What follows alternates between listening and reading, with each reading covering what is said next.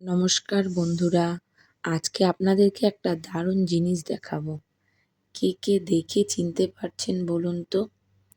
আসলে আমি কাতারে আসার পর এই প্রথম এটির দেখা পেলাম। আগে একবার দেখা পেয়েছিলাম কাতারে আসার প্রথম দিকে আমার বাড়ি থেকে অনেক দূরে একটি মলে। তবে এই রকমের কোনো প্যাকেজিং ছিল না। এতক্ষণে তো বুঝেই গেছেন এটি হলো একটি ডাব। দেখুন কত সুন্দর করে প্যাকেজিংটা করেছে। তাকে যেন ড্রেস পরানো হয়েছে। দেখতে বেশ ভালোই লাগছে বলুন। দেশে এই রকম ডাব কেনার আগে জল বেশি হবে কি না, কচি হবে কি না দেখে বাছাই করে কেনা হয়। এখানে আর সেই ঝামেলা রইল না। ডাবের ড্রেসটা পরিয়ে দেওয়ার কারণে কত সুন্দর করে ডাবের মুখটা কেটে সেখানে আবার স্ট্র ঢুকিয়ে প্যাকেজিং করে রেখেছে। সেদিন মার্কেটে গিয়ে দেখেই কিনেছিলাম এই ডাবটি। তাই ভাবলাম খাওয়ার আগে একবার প্যাকেজিংটা খুলে দেখা যাক। কত সুন্দর দেখুন, প্যাকেজিং ডেট, এক্সপায়ারি ডেট দিয়ে দিয়েছে। সাথে আবার লিখেও দিয়েছে কত ডিগ্রি সেলসিয়াসে রাখতে হবে। তবে বেশি কিনিনি, একটাই কিনেছিলাম। আগে খেয়ে দেখি কেমন হয়, ভালো হলে নয় পরে আবার কেনা যাবে।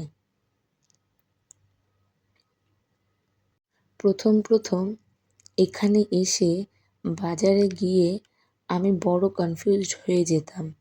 কিছু কিনতে গেলে, যেমন ধরুন আপেল কিনতে গেলাম, কত দেশের যে আপেল, কত রকমের আপেল আছে দেখেই বুঝতে পারতাম না কার থেকে কোনটা ভালো হবে। তখন একবার বাজারে গেলে এক একটা দেশের নিয়ে আসতাম যে কোনটা ভালো হবে। তবে দামটাও জানেন তো ভিন্ন থাকে।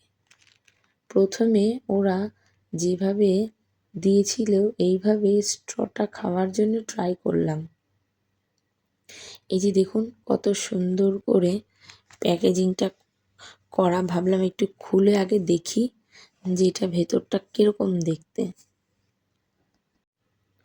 দেখুন কতভাবে প্যাকেজিংটা করা।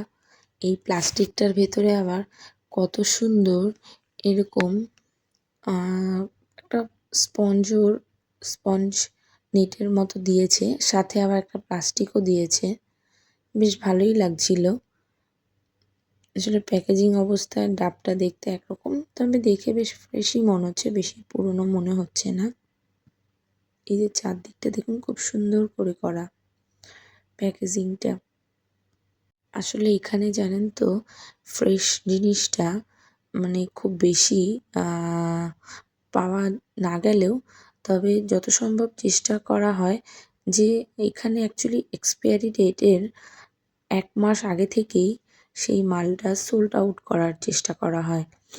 এখানে সরকার থেকে আর কি মার্কেটে চেক করা হয়, হ্যাঁ, যে কোনো এক্সপায়ারি হয়ে যাওয়া আপনার কোনো খাওয়ার বা যে কোনো জিনিস এক্সপায়ারি ডেট চলে যাওয়ার পর যাতে না থাকে, সেটা যাতে আরও এক্সপায়ারি থাকার 1-2 সপ্তাহ আগে ওটা সোল্ড আউট হয়ে যায়।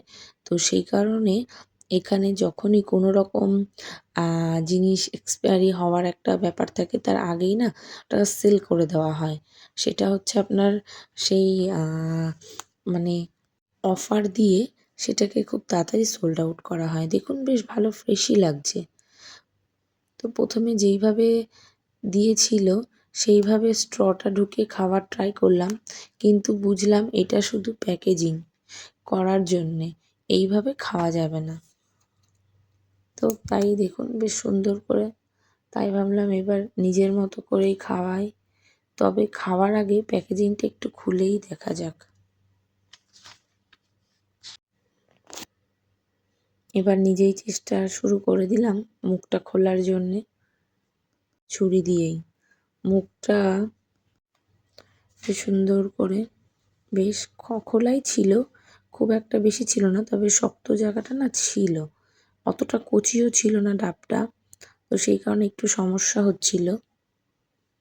তো মোটামুটি খুব একটা বেশি মানে ডিপ করতে হয়নি, তার আগে এটা হয়ে গেছে আর সুন্দর করেই বেশ হয়ে গেছে।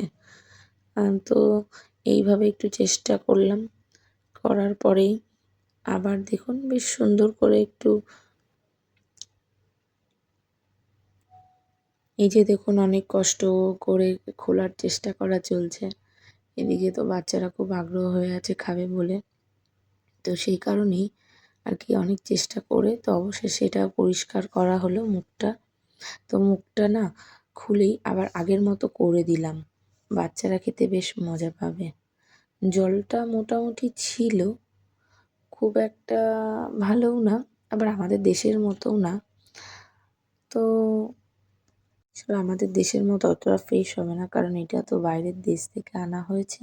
এখানে তো নারকেল গাছ হয় না, সেই কারণে। তবে জল খাওয়ার থেকেও আমি খুব বেশি আগ্রহ ছিলাম ডাবের ভেতরের এই নরম শাঁসগুলোর জন্যে।